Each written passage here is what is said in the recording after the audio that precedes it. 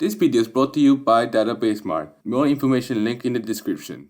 Hello guys, welcome to my channel and also welcome to a new video. In this video, I'll be teaching you guys how to set up a virtual machine in Google Cloud Platform. So this is going to be a very quick video.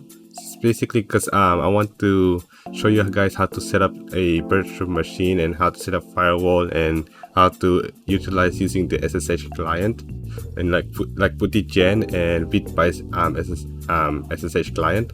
So that's the things I want you guys to know how to use for my future videos. So if you haven't watched my previous video, it's basically the same thing I teach before, but this time it's going to be purely how to set up a virtual machine and how to set up a firewall and stuff like that.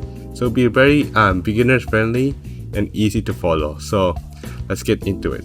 So if you have a Google Cloud Platform account, then you have this welcome page and you have a project says my first project, but mine is customized, so don't worry about that.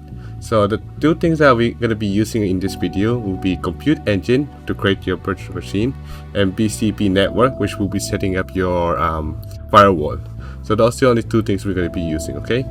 So first of all, we're going to create a virtual machine. There's a button say create a VM. We click that. And now, once you're in the screen that says create an instance, this is where you can create your virtual machine. So on the side it says monthly estimate cost. That'll be the amount of credits will be used on your, if you're using a free trial, per month. So this is a monthly estimate, so it wouldn't be like, you know, every single hour. It's just how much it will use per month. So if you have like 300 credits for 6 months, then then you can most likely you're gonna have it for 6 months. But if you have it like, you know, around like 100, then it will be probably lesser than that. But don't worry about the cost unless you're using pay to go. So yeah. So now once you create an instance, you name your instance whatever you want. I'll call this instant test. You can just name it anything you want. If you like making a game server like Minecraft or like other games and servers like that, you can name it whatever you want. So for the region, you can click any region you want. For me, it will be Singapore, which is the closest to me. And then on the machine configuration, make sure you stick on general purpose. And then on series, leave it as E2, but if you want to change it, you can change it either of the second gen, but beware that the monthly estimate will be higher than if you pick any of them. But I'll stick in E2 for the tutorial purposes.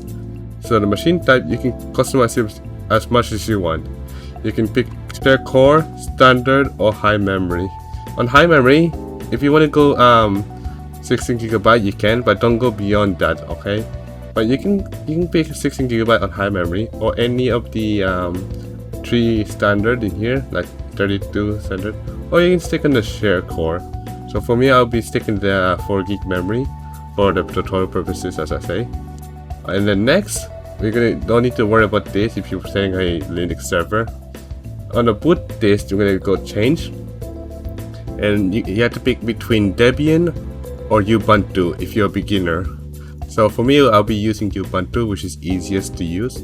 So I'll pick Ubuntu. And then on a boot disk type, you can pick either balance, SSD, or standard. I suggest sticking balance if you just, you know, don't know what kind of disk you want to use. So I'll pick on balance. On the size, you can actually increase it if you want to, but for me, I'll be testing it, so I'll be around like 20GB, not that much. On the version of the operating system, you can either pick 20 ARM64 or 64-bit if you want to pick that. But you can also pick different version. Be sure you don't pick 18 though, that's outdated. So either 20 or 22. If you're picking ARM64, you should say ARM64. 64-bit, you can pick 64-bit. So I'll go with ARM64, you want to 20. So after you get your configuration, click select.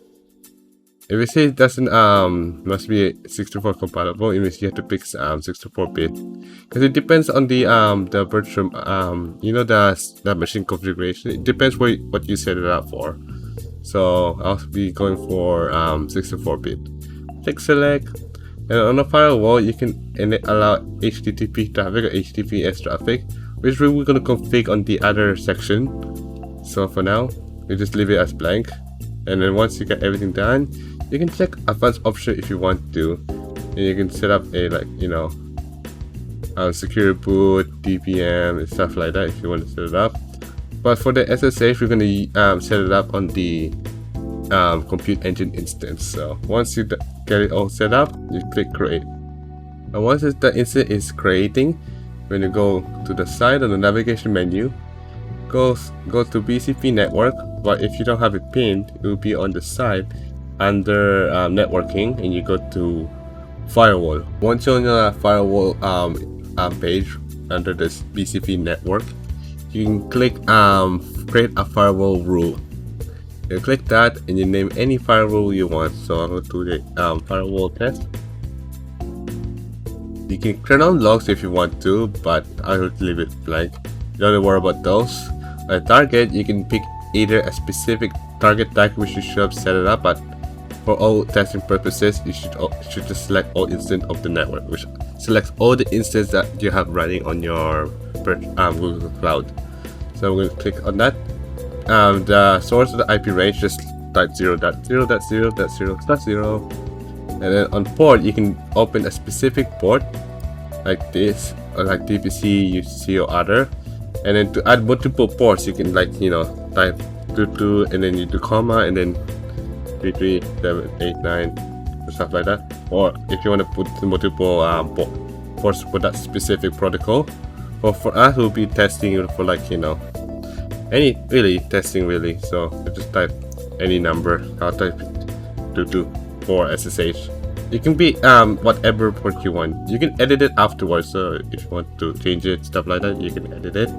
So once you get your protocol port set up, you can just click create, and that will create it.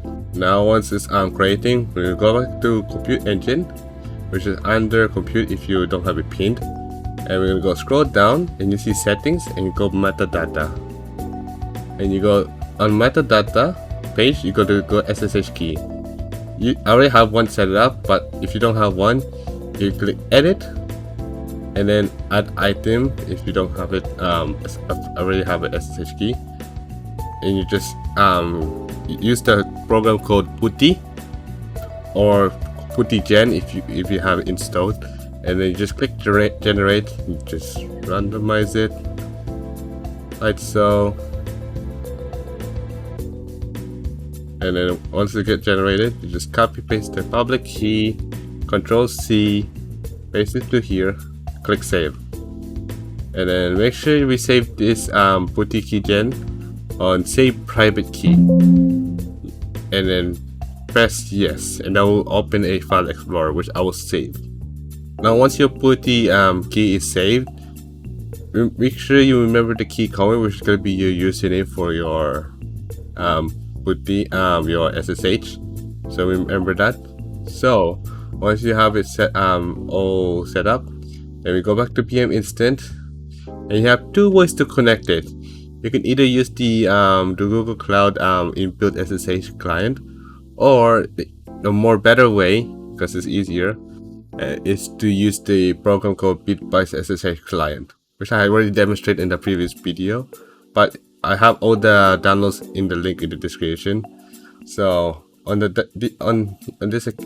page, on this browser, just copy the external IP and click paste that, and then leave the port as blank. It will automatically does that. And on the username, you go to your PuTTYgen, copy the key comment, paste that. Password, put it in public key. Then key client manager, then import, and be sure to go to all file and then click the PuTTY you saved. And once you say import client, just leave it as like that. Click import and it should be done. And there you go. You can set it to a specific key if you want to, but leave it auto will be much easier for you. So once you get that set up, just click login. And it will say host key verification. Just accept and save, and there you go. You got your Linux server up and running. We can do some apt update. If it says like permission denied, just do sudo apt update. and it does all the updates. So if you're using the command, just type sudo in everything, okay? If you want to like update and stuff like that. If it does always keep saying permission denied. So yeah, I'll be making more videos outside Google Cloud Platform, but this is just a broad video how to set it up for those who have a Google Cloud Platform and wants to follow along how to make like specific servers and stuff like that outside it. So yeah, anyway, thank you guys for watching this very short video, and I talk to you guys in the next video. Bye bye.